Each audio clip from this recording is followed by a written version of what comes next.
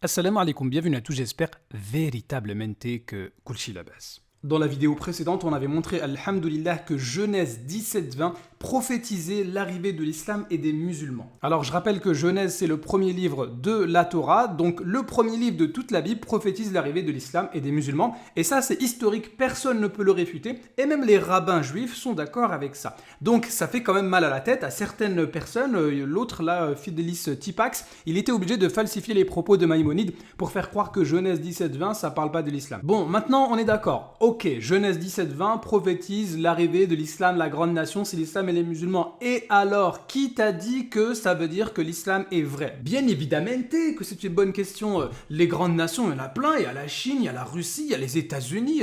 Grande nation, ça veut rien dire. Oui, grande dans le nombre, comme disait Maïmonide. Mais il y a plein de nations idolâtres qui sont grandes. Donc pourquoi l'islam serait vrai? Alors là, c'est très bien, on rentre dans le vif du sujet. Pourquoi l'islam est vrai à partir de Genèse 17-20? Eh bien tout simplement, Genèse 17-20 prophétise l'arrivée d'une grande nation qui a vu le jour avec l'islam et les musulmans et avec le prophète Muhammad alayhi salatu wassalam. Donc il n'y a que deux cas possibles. Ou bien le prophète Muhammad alayhi salatu wassalam est un véritable prophète envoyé par Dieu, ou bien c'est un imposteur et dans ce cas-là c'est un faux prophète. Il n'y a que ces deux issues qui sont possibles. Très bien, je vais vous donner 7 preuves qui vont vous montrer que l'islam ne peut être qu'une nation envoyée par Dieu et non pas une nation satanique qui aurait pour fondateur un imposteur. Premièrement, la prophétie de la grande nation, elle est répétée 4 fois. On a 4 répétitions divines. C'est-à-dire que c'est Dieu qui va dire « Je multiplierai ta postérité ». C'est Dieu qui va faire en sorte que cette nation devienne très grande. Et c'est pas quelqu'un d'autre. Il le répète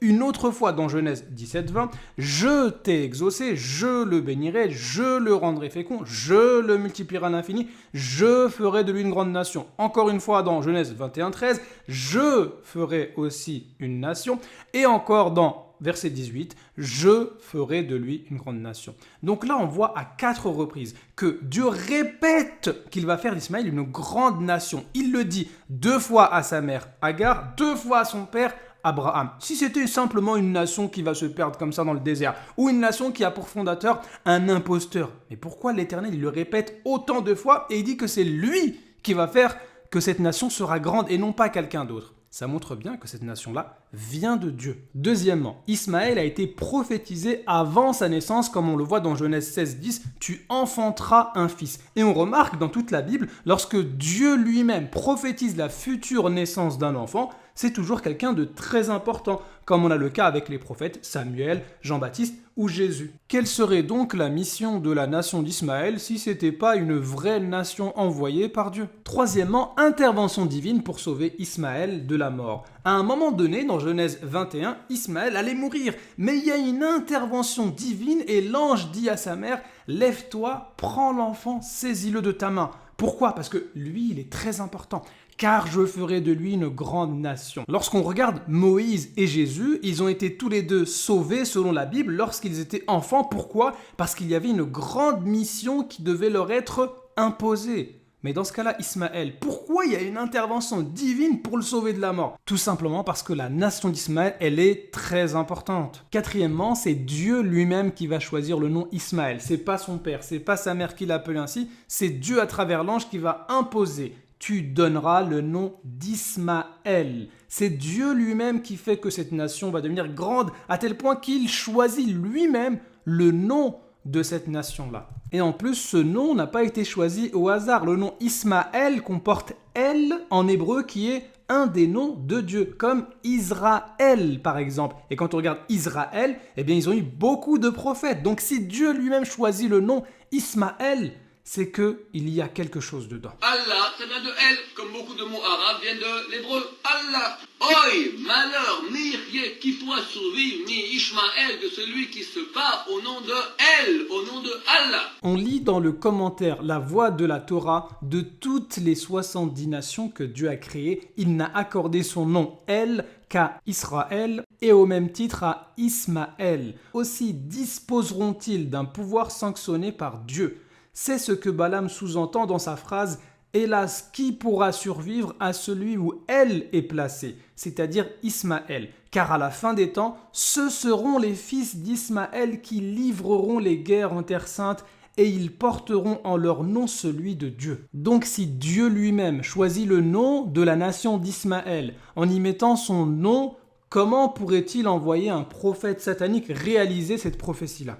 Cinquièmement, la bénédiction d'Ismaël n'a pas été volée, elle est légitime, comme on le voit dans Genèse chapitre 17. Par contre, en Genèse chapitre 27, il y a un récit qui est assez étrange. On nous dit que Isaac devait bénir son fils premier-né qui était Ésaü, mais son frère Jacob, qui est donc Israël, est venu avec ruse et il s'est fait passer pour son grand frère. Du coup, Isaac a béni Jacob, donc Israël, au lieu de Ésaü. Comme on le voit clairement au verset 35, Isaac dit « Ton frère est venu avec ruse et il a enlevé ta bénédiction. » Mais pourtant, Dieu va quand même bénir Israël, même s'il y a eu ce vol ou cette ruse lors de la bénédiction. Ça veut donc dire que tous les prophètes qui descendent d'Israël sont issus d'une bénédiction qui aurait été volée. Mais pourtant, ils sont considérés comme des vrais prophètes. Donc si on doit considérer tous ces prophètes-là comme étant véridiques alors qu'ils sont issus d'une bénédiction volée, comment pourrait-on accuser le prophète Mohammed d'être un imposteur alors qu'il est issu d'une bénédiction qui est tout à fait légitime? En gros, les prophètes David, Salomon, Moïse et Jésus sont considérés comme de vrais prophètes et on y croit. Pourtant, ils sont issus d'une bénédiction qui est volée, la bénédiction d'Israël. Comment pourrait-on dire que Mohammed sallallahu alayhi wa sallam est un faux prophète alors qu'il est issu d'Ismaël qui a reçu une vraie bénédiction? Sixième preuve, oui, la nation d'Ismaël c'est une nation, grande nation, mais c'est pas une vraie nation. Stop là. Genèse 17-18, on nous dit « Abraham dit à Dieu « Oh, qu'Ismaël vive devant ta face !»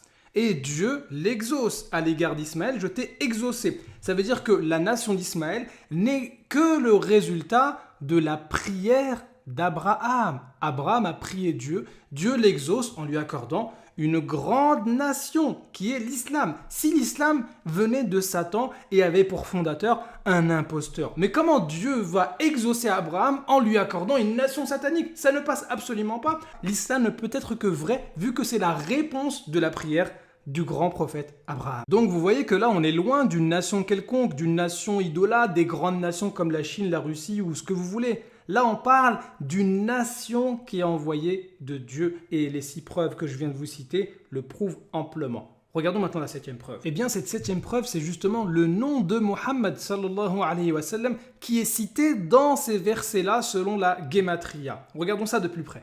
Alors la Gematria c'est quoi? Eh bien c'est une des manières qu'ont les rabbins pour expliquer un texte de la Bible. Et ils vont associer à chacune des lettres en hébreu une certaine valeur. Et lorsqu'on va trouver par exemple un mot qui va correspondre à un autre mot qui va avoir la même valeur que lui, eh bien ça peut aider à expliquer justement ce texte-là. Alors en soi la Gematria c'est pas une preuve fondamentale, ça vient juste en tant que supplément. Alors bien évidemment il peut y avoir des coïncidences, c'est possible que plusieurs mots se retrouvent avec la même valeur et pourtant ça ne veut pas dire grand chose. Mais regardons quand même de plus près. Alors ici on voit le nom Mohammed en arabe et puis on regarde les correspondances ici en hébreu. Là on a le mim, là on a le ha, là on a le del et c'est exactement pareil ici en hébreu. Et on a les mots biméod, méod qui correspondent exactement au nom Mohammed, donc 92. Donc vous allez me dire, petite coïncidence, je suis d'accord avec vous, c'est pas une preuve en soi. Maintenant il faut regarder justement le contexte. Biméod, méod, qui est traduit par multiplication à infini, infini ou bien extraordinairement, c'est cité que 3 fois dans toute la Torah. Ah, donc là la coïncidence, là c'est plus trop une coïncidence tout d'un coup. Ok, d'accord, donc biméod, méod comme Mohammed, et c'est cité uniquement 3 fois dans toute la Torah. D'accord, ok. Mais c'est où que c'est cité? Ah, c'est cité dans Genèse 17, 2, lorsqu'on parle d'Abraham, qu'il va être multiplié à l'infini. D'accord, Abraham, il va devenir une très grande nation. Biméod, méod. Ah ouais, tiens, ok. Deuxième fois, toujours dans Genèse 17, 6, encore une fois pour Abraham, qui sera multiplié à l'infini, infini. Donc, biméod, méod, qui a été utilisé 2 fois pour Abraham, peut-être ça va être répété pour Isaac. Et c'est peut-être à travers Isaac que Abraham va être biméod, méod, multiplié à l'infini. Et non, c'est répété une 3e fois uniquement pour Ismaël. Il sera multiplié extraordinairement ou à l'infini, infini. Encore une fois, biméod, méod. Donc là, on passe d'une simple coïncidence à quelque chose justement d'extraordinaire. Biméod Méod, qui a la même correspondance que Mohammed, qui n'est utilisé que 3 fois dans la Torah, Abraham, Ismaël. Mais est-ce que ce ne serait pas justement un signe qui montre que d'Abraham à travers Ismaël, il va y avoir un grand prophète qui sera justement le fondateur de cette nation d'Ismaël, c'est-à-dire l'envoyé de Dieu. Donc là, on n'est plus dans la coïncidence. Là, on est dans une preuve solide. Et c'est pour ça que c'est la 7e preuve. Et c'est pour ça que y a beaucoup de juifs du Yémen qui ont apostasié, à tel point que Maïmonide, il a été obligé de dire non, c'est en tant que Ahmed qui serait écrit dans la Torah. Alors que non, le nom principal de notre prophète, c'est justement Mohammed. Donc Biméod Méod, c'est pas une simple coïncidence, surtout si on ajoute les 6 preuves précédentes. Donc le nom Mohammed sallallahu alayhi wa sallam, il est annoncé dès le début de la Torah et l'islam est vrai et on n'y peut rien.